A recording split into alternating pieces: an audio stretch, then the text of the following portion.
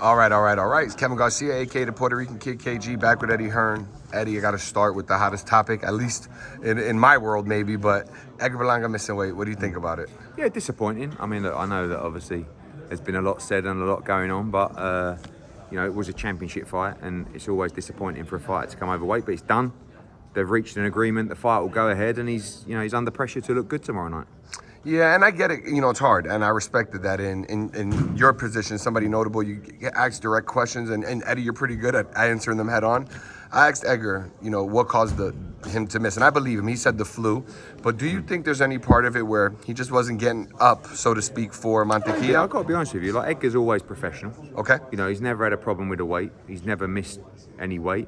Of course, it is difficult to go from Canelo Alvarez to a smaller fight on the undercard, but you've also got to be professional.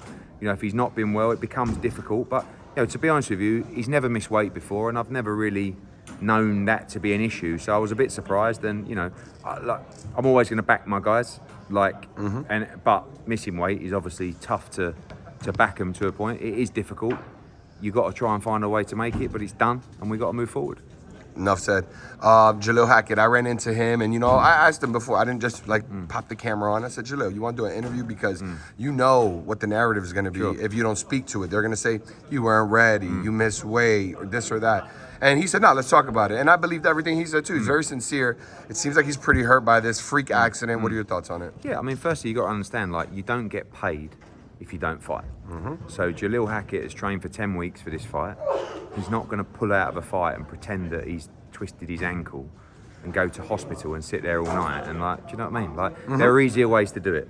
Okay. You can just come to me and say, got flat tire. you can just come to me and say, I'm struggling at the weight, and and that's what a trainer or a manager would do. So you're not going to go through this bullshit scenario of filming everything for hours. At the end of the day, the kid has gone out, turned his ankle over on a run, and he can't fight.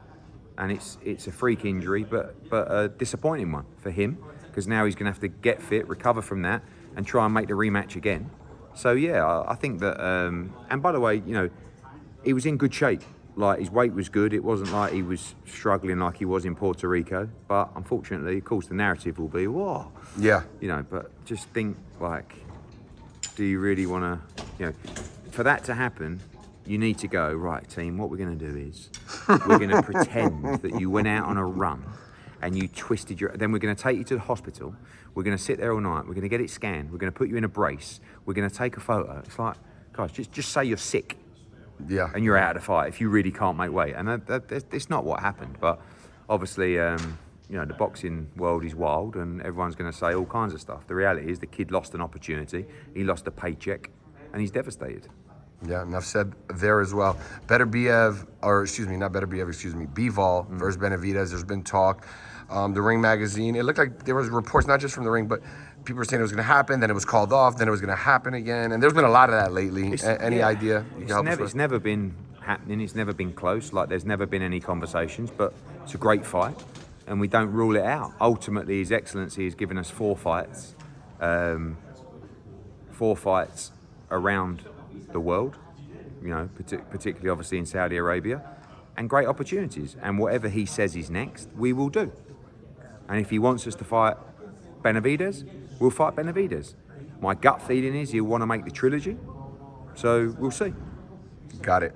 Last question for me, Eddie. Amanda Serrano, Katie Taylor versus Amanda Serrano has been announced. There's a trilogy set.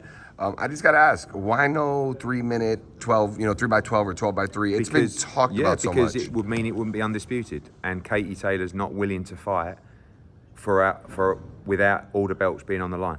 WBC? Correct. So the WBC's rules are very simple. It's 10-2s. They won't deviate from them. We don't want to start a massive argument. Every fight that Katie Taylor and Serrano's had has been fight of the year. This one will be a fight of the year, and it's for the undisputed championship. So we follow the rules and we'll do it. Katie would fight 23s. Do you know what I mean? She really don't care. In fact, she was quite up for it. But the reality is, you would have to go and lobby the WBC to change their rules. They've made it very clear they're not going to change their rules. They think it's for safe health reasons, safety reasons. This is what they do. So therefore, we're not interested in dropping a belt. We're undisputed. and that are the rules. So 10-2s it is. In the future, who knows? But, you know, you're going to see another fight of the year. There you go. Thank you so much, Eddie, for your time. Look forward to speaking to you again soon. mate. FightHype, we out.